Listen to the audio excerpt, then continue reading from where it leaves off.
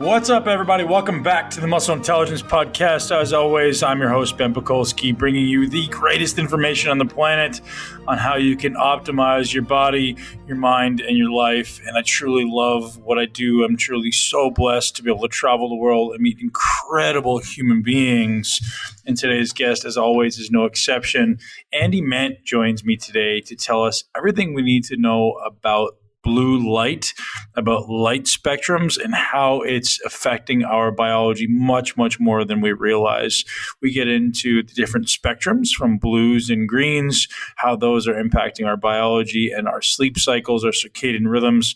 We talk a little bit about red lights and other light spectrums that perhaps we're not even aware of that are massively influencing our biology. And this is a conversation that's at a level that's definitely easy to understand and take away some really, really valuable, applicable items, and still deep enough so that you can start to understand what's actually happening. Andy does a really good job of simplifying something that's complex and really, really enjoyable. So hopefully you guys take awareness. And I know this isn't always the sexiest topic, but I highly suggest if optimization is your goal, you start taking notes and paying attention to light, because this is the one thing that most people tend to blow off and not pay attention to and don't really think about, don't really care about. But I promise you, the light around you and the environment is a massive, massive signal to your mind, to your body, to your sleep. It's affecting your memory.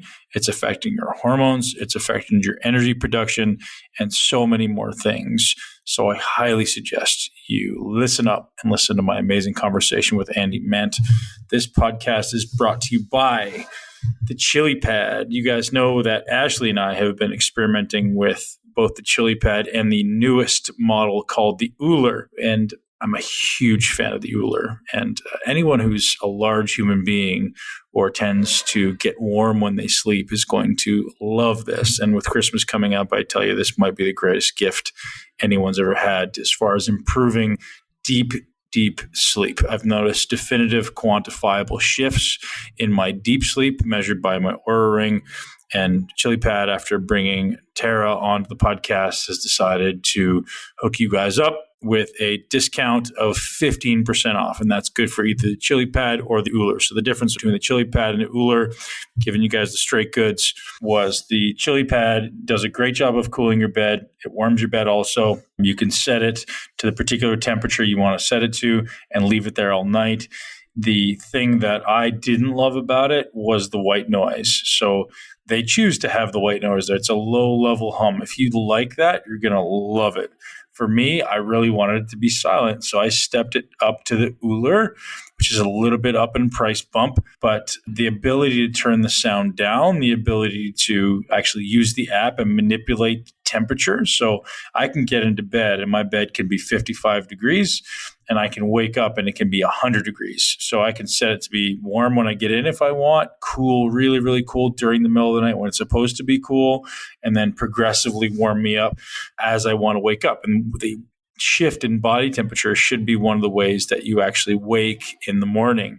So huge fan of the Uller, love it. It's a really small unit, super easy to install, and extremely effective for helping you sleep cool and sleep deep. So if you guys want to get hooked up by Chili Pad, you can use the link chilitechnology.com/muscle intelligence. And I know you guys are going to absolutely love it. So that's why we're going to get behind it and offer you guys a 15% discount on the Chili Pad or the Uller. And this code will not last long. You can use the code MUSCLESLEEP or go directly to our code or go directly to our link, which is chilitechnology/muscle intelligence. Hope you guys enjoy the show with Andy Mant.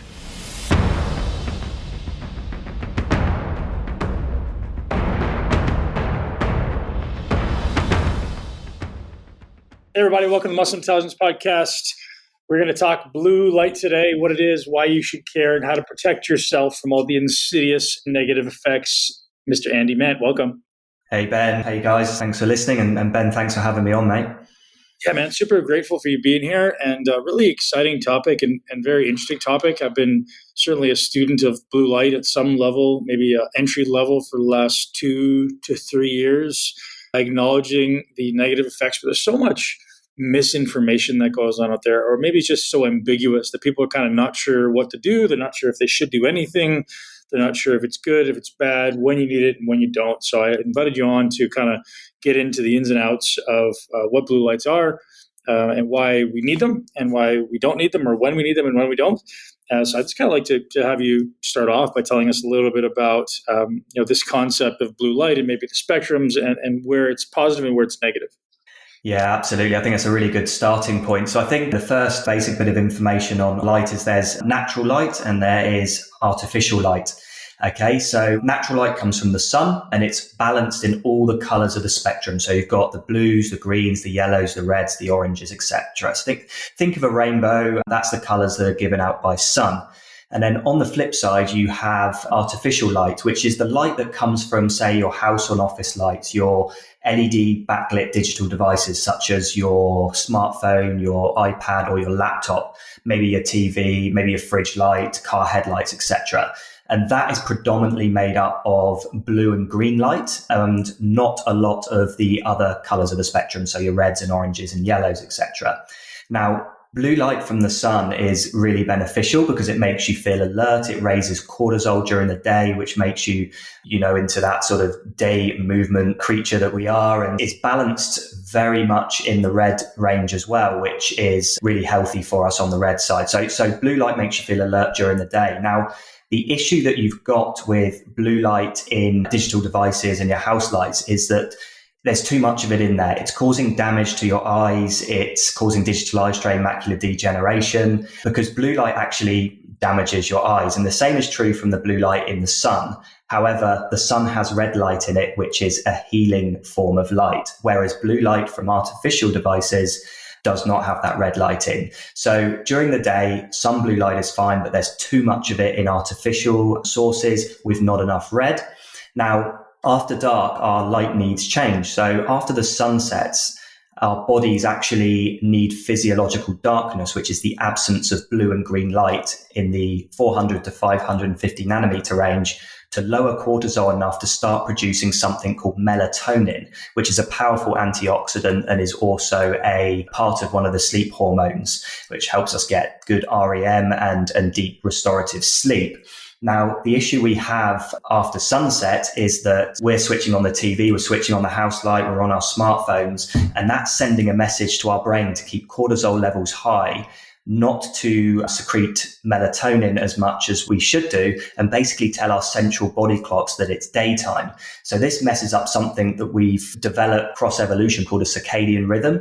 And when we basically disentrain our circadian rhythm by inappropriate light hygiene practices, like maybe exposing yourself to blue light after dark, not getting enough sunlight, or using your digital devices too much during the day, you're actually going to cause that circadian disruption, which is going to later lead to mitochondrial diseases and metabolic diseases. So that's probably it in a nutshell. Very, very cool, man. That makes a lot of sense. I mean, I talk about this a lot in the podcast, is this maybe desire to live ancestrally, right? As we've evolved over hundreds of thousands of years to be exposed to the sun as it rises and sets, and allowing that to set our circadian biology. And I'm pretty neurotic about this stuff with myself and with my kids. Like, if the sun's going down, so are the lights in the house. Like, occasionally if we have people over, we kind of overlook it, but if it's just a normal school night, certainly, the lights are starting to come down around 6 or 7 p.m. and I have dimmers on everything, and I have really, really yellow, like very low Kelvin lights, like 2200 Kelvin, that I can brighten and dim. So I'm very aware of this circadian implication of blue light. But I'd love for you to kind of tell us about one thing you mentioned there that I've just heard recently come onto the radar. I'm not sure if you're all that experienced with green light. So you mentioned green light in that blue spectrum. I'd love to talk about that a little bit. Is there anything you could tell us about green light and the positive or negative effects of green? Yeah, absolutely. So during the day, green light actually isn't too much of a problem. It's actually quite inert in terms of making changes to our physiology and our hormone production and secretion. It becomes a problem after sunset. So if you think of it, you mentioned just a moment ago about sort of the ancestral side of things and sort of following the sun. when you look at it from an ancestral point of view, after the sun set in the evening, our ancestors would have been exposed to either total darkness or oranges and red lights from their campfires. There was no blue and no green light present. So we've evolved our circadian clock mechanisms by having messages sent to our brain after sunset that didn't include blue and green light. And then in the last 100 years, we're then putting blue and green light back into our lives after the sunset, which is then tricking our clock system into thinking it's the daytime. So green works in the same way as blue after sunset. I mean, blue, for instance, runs from 400 to 495 nanometers, and green runs from 495 to 570 nanometers on the spectrum. And green up into 550 nanometers has exactly the same effect on our circadian rhythms after sunset than blue light does. So what it does is, we've seen this in multiple peer-reviewed academic studies, that if light in that lower green spectrum as well as the blue spectrum is shone onto a subject after dark, whether it be on their skin or through their eyes, that's going to have the same melatonin suppressing effects than, standard blue light. But until the issue you've got is a lot of blue light education out there, and a lot of blue light companies are basically saying, oh, it's only blue light, this is the main issue, because they haven't actually read the peer review studies that are out there.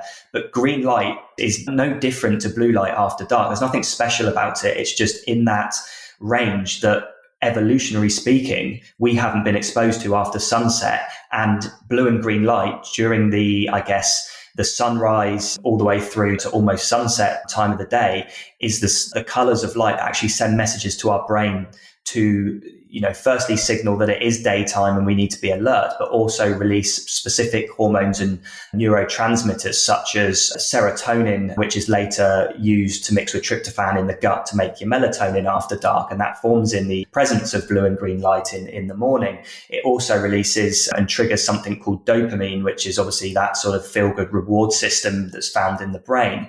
And also we mentioned a little bit earlier as well that cortisol is increased with blue and green exposure, which is fantastic during the day, because that's when we want cortisol levels to be highest, like in the morning, and tapering off during the day until it's dark. But then we expose ourselves to those same colors of light from artificial sources after dark. We're getting chronic release of cortisol because our body is continually thinking it's daytime. So it doesn't matter if it's in that blue spectrum or in that lower green spectrum after dark, it's still sending the same messages to our brain, which is it's daytime. Let's keep cortisol level highs. Let's not produce lots of optimal melatonin for us to get good restorative REM and deep sleep to keep us in that daytime state. So that's probably a brief explanation of how green light works in the system. Yeah, it's fantastic. So by the sounds of it, it's just this necessary implication of being exposed to a full spectrum during the day, and then obviously reducing the blue and green spectrum as the sun goes away. Does that sound about right? That's correct. Yeah. I think just to sort of elaborate on that point as well, I think it would be amiss of me not to say that after sunset, if you're not blocking 100% in the range that I mentioned, which is 400 to 550 nanometers, which is all the blue and majority of the green spectrum, you're not going to be in an optimal state hormonally or for a good quality sleep. It doesn't matter if you block 99% or 0% in that range. The message is still the same to the central master clock. It's still a fraction of that light comes in and it's going to trigger that like, oh, it's daytime. The light is so powerful that it doesn't matter if your eyes are exposed to it for a few milliseconds or a few hours. It's still the same message that's going to come through to the brain. Now, another thing you mentioned as well, Ben, was that, it's good to get that full spectrum of color during the day, which is absolutely true, but you can't match the sun and its spectrum of colors in any artificial light source. And the reason being is you could create a balanced, say you put something called iris or flux on your computer screen, which can balance the color spectrum to not emit all blue light. It will be, very balanced. It have blue, greens, oranges, reds, yellows, etc. But what you're not getting from that computer screen is infrared and UV light. Now, you need the infrared light to help produce melanin during the morning. You need other specific frequencies of this invisible near infrared light to help with recovery of any kind of metabolic damage or any other kind of issues caused by ultraviolet light during the day. Now, ultraviolet bright light is also essential during the day in specific doses because you need that to synthesize vitamin D in the skin, which is another valuable component of a healthy lifestyle and a big sort of measure of vitamin D levels are very low, then, you're going to be more susceptible to specific diseases. If it's very high, you're going to be, probably have a very strong and healthy immune system. So sunlight is very valuable, not just because of the visible spectrum, but because of the invisible spectrum as well. And what's very interesting about sunlight is that it changes throughout the day. So in the mornings, you get not a very high amount of UV, but you get a high amount of red light and a high amount of invisible infrared light. And as the day goes on, UV gets higher, which is when we can then synthesize vitamin D. And then as the day draws to a close, you get the red light from sort of the post sunset and the infrared, which is that restorative invisible part of the spectrum as well, which is repairing any damage that may well have been caused by overexposure to UV, for instance, during the day. So a lot of people just think that, during the day, fine, if I balance the colors and have flux on my computer then and night shift mode on my iPhone, I'm going to be cool. But it comes down to a lot more than that. The fact of the matter is, during the day, any artificial light is not going to be good for you. You can make it better, but nothing is ever going to match what the sun can give you. Great. That's important. I mean, I think it's very, very valuable for people to know that we have this huge biohacking community that exists that's just, I think going down this path of, well, I'm just going to replicate what the sun does rather than just going outside. I know it's not always possible because most of the biohacking seems to be coming out of Finland. And obviously Finland has parts of the year where there's almost no sunshine, if at all. So they need to be able to hack that, which is great. But it's important to the listener know that you can't replicate what the sun does because it's effectively impossible, or at least as far as we know right now, it's impossible. Great information, Andy. Thank you. So as far as looking at ways that we can, short of getting outside and spending your days outside, which I do every single day. I make sure I'm outside for at least an hour, shirt off, getting some sunshine by the pool or in the park or whatever, playing with the kids. If I can't do that, let's say I don't live in a place that has sunshine all the time or it's rainy or, in the UK, what are my best bets for shifting away from the negative implications of indoor artificial blue light? Yeah, absolutely. Another fantastic question. And, it comes up a lot actually in our line of work. And a lot of people ask the question of like, what can I do if it's raining outside? Or what if it's cloudy? Should I still go out and watch the sunrise and have the sunset and be outside? And the answer is yes. And, you're always going to get low UV days. You're going to get high UV days. But ultimately, during the day, regardless to whether there's cloud cover or it's raining, you are still going to get the benefits of specific light that's coming out of the sun, both visible and invisible.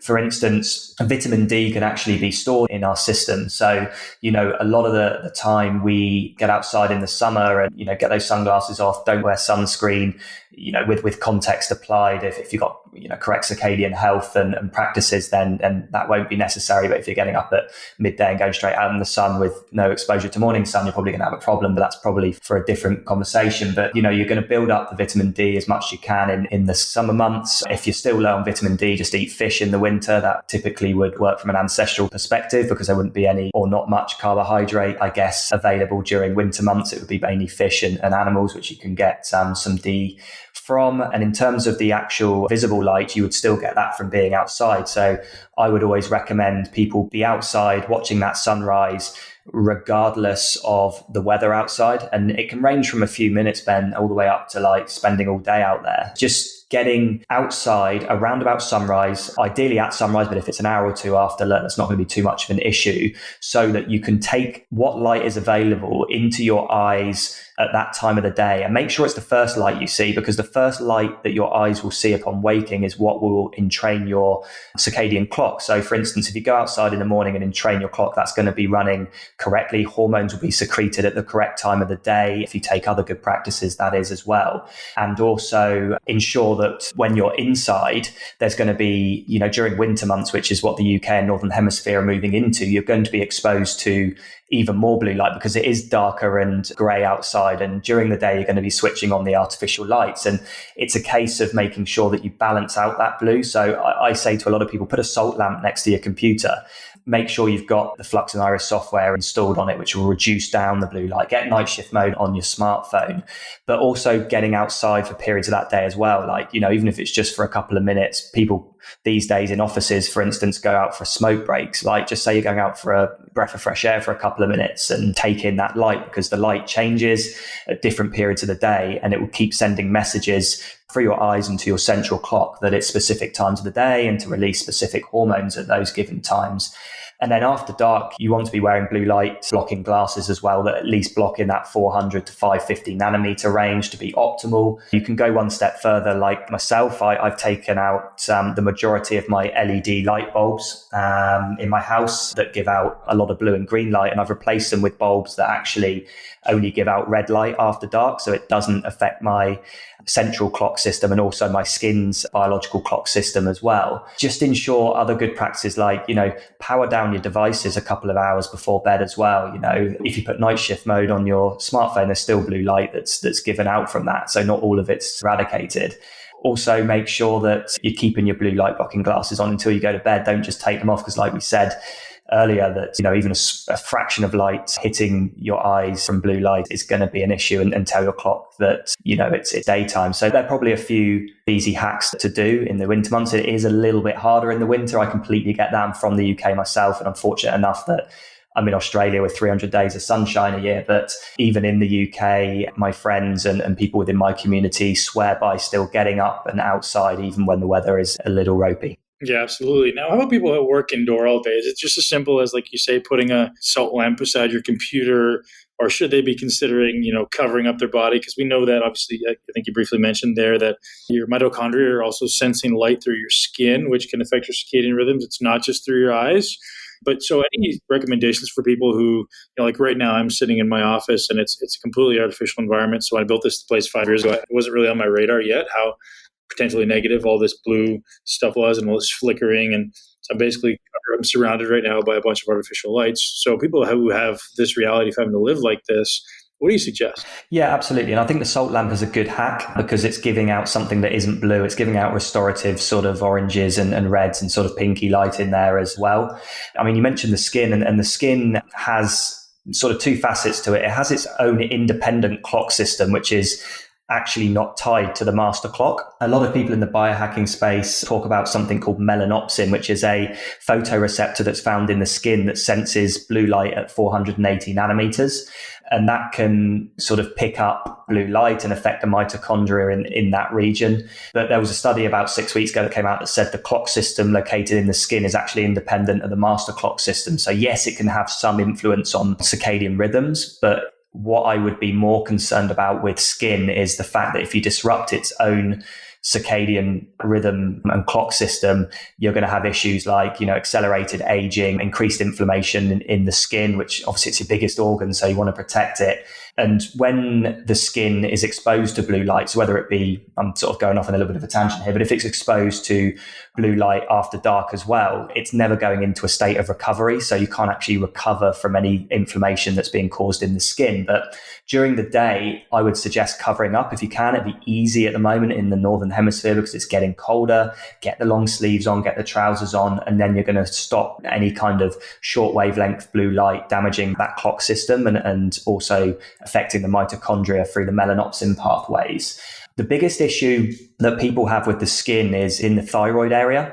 And the thyroid is extremely sensitive to light because it's only a few millimeters under the skin. And if you think about it, when you're working in an office or working at your laptop or computer, you're exposing your thyroid to blue light very close proximity.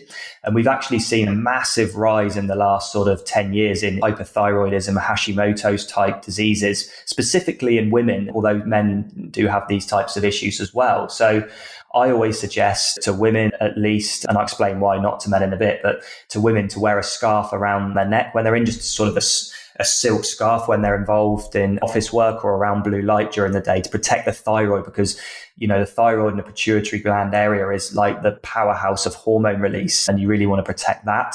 And I think it's mainly an issue in women because their necks are typically exposed in the office environment, whereas men in that corporate environment where the majority of people work typically have a shirt on or a tie and that, or they maybe have a beard that covers the thyroid type area. So, they seem to not have too much of an issue with it. So if there's any women listening to this, which I'm sure there are then, or just some guys that are listening to this and their wives and girlfriends and partners and mums and sisters, etc., are office workers, you might want to pass on that, that thyroid area is so sensitive to blue light. It needs to be seriously looked at, and a scarf around that area is really going to help as well. Really interesting, Andy. I'd never heard that before, so I'll definitely look into that. If you have any data on that, I'd love to see any research you've come across, and we'll definitely look at show notes.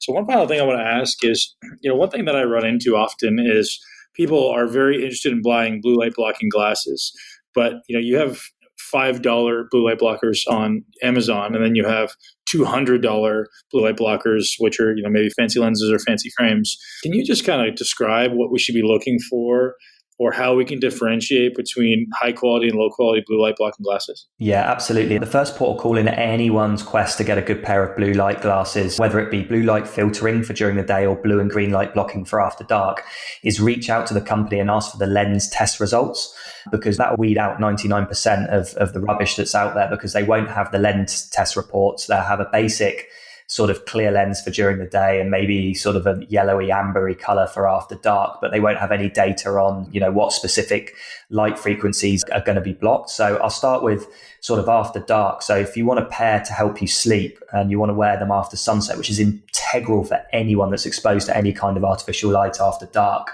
You're going with red, like dark red at that time? Yeah, absolutely. So your lenses need to be that sort of dark amber red color. If you're switching on your, like we said, your house lights and devices after dark, that's going to give out blue and green light, which is your issue area. And you need to ensure that when you look at these lens test results, that they are blocking 100% between 400 and 550 nanometers. And it's very easy to see from a lens test report, because basically it will have all the nanometers on the bottom of the graph, and you'll see 550, and you don't want to see any kind of rise in color on that area. And you want to see it rise after 550 steadily in that sort of orange, yellow and red ranges. A lot of the glasses out there, the cheapy ones you pick off Amazon, will not even block all blue light, let alone green. We've been fortunate enough to actually test them. We have spectrometers to test these things in the lab. Yeah, ultimately, a pale amber or yellow lens or a clear lens is not going to cut it. It's basic physics when you, and color sort of physics, when you actually look at a color wheel, like how can clear block blue and green light? It can't. You need that sort of deep amber red to actually stop 100% of the blue and the majority of the green light. So that's what's to look out for after sunset use. So just going direct, one thing you said was any amount of blue light at that time is bad. So wearing a yellow pair at night then is kind of a waste of time. They have to be that dark red. 100%. Yeah, they have to be, because yellow will maximum or only block half the blue spectrum, which is great for during the day. If you have extra sensitivity to blue light, you want to take out that lower end, because that's what triggers cortisol release the most. So you may have things like anxiety, stress, depression, or seasonal affective disorder, where you need that slightly more powerful lens during the day. But after dark, yeah, wouldn't cut it. Let's say, is there data on blue light during the day actually causing cortisol release through the eyes? Or is there data on that? I'd love to see that. Yeah, absolutely. I mean, we can easily dig out that. We've got it here. We've written articles on it and seen how the, exposure to artificial blue light during the day and after dark can actually alter the secretion of cortisol. It's not a huge jump, so it doesn't stay at the same level as the cortisol awakening response in the morning throughout the day. But those that are exposed to blue light and those that are taking sort of steps against it, there is a difference, and there are studies out there that show this. So yeah, we can definitely send them and link them to the show. Awesome. And as far as the clear blue light blockers, which seems to be trending a lot now, those are just blocking less and less. Is that the idea? Absolutely. So the way clear lenses work and the way to test which are good and bad, a clear lens should focus on the entire blue spectrum, but it shouldn't block it. It should just filter it all down. So we mentioned briefly earlier that the issue with artificial light during the day is that there's too much of the blue.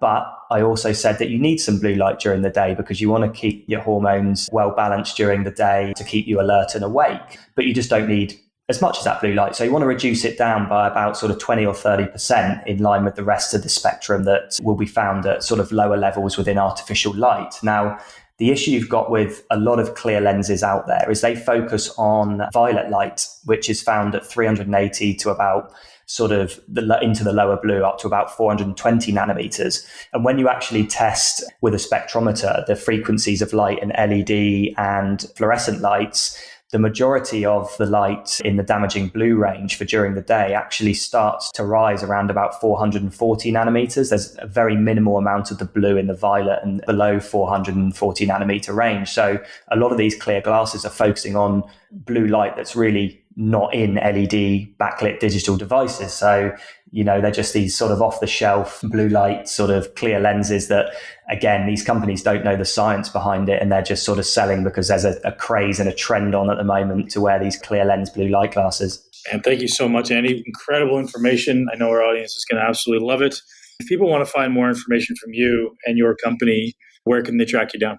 Yeah, absolutely. So the best port of call if people want to learn a bit more about, the evidence-based side of light and blue light management is the website, which is BLUblox.com, which is BLUblox.com.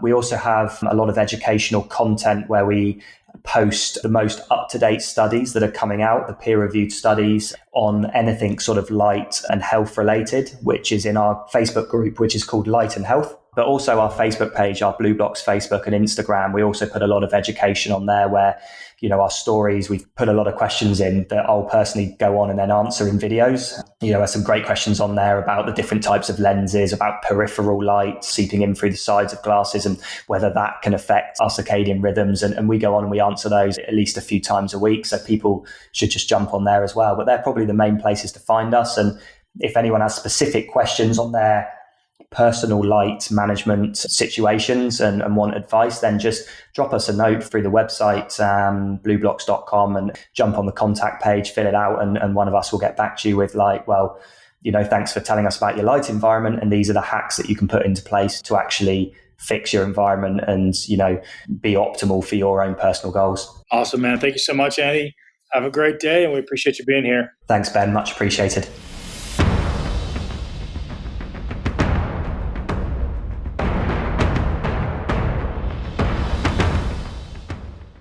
All right, ladies and gents, that's a wrap. I know you enjoyed that download of light technology and how light is affecting our biology. Some super, really valuable information there. I hope you enjoyed it. And just one more reminder, shout out to our sponsor, Chili Pad. If you guys want to get cool and deep sleep, I highly suggest you head over to chilitechnology.com/muscle-intelligence and jump on our 15% discount. I promise you this will not be there for long. These guys are not going to keep this code up. This is not a false claim. They're only giving us a very limited time. So jump on it and you're going to save up to $225 off of the Euler if you use the code muscle sleep. So some of the things you can expect, you can cool your bed down to 55 degrees Fahrenheit and get it as warm or hot as 115 degrees. Wintertime coming up, it's nice to get into a nice warm bed, cool it down in the middle of the night, let the heat warm you up. There's been a lot of data showing that cold temperature is really essential for regeneration while you sleep. It's also good for your metabolism because your body's going to get cold. It's really, really useful. And ultimately, sleep matters. So let's step up and take advantage. Muscle Sleep is your code with ChiliPad. I hope you guys have an amazing day. And as always, I'm so grateful for you tuning into this podcast. And hopefully we provided tremendous amounts of value.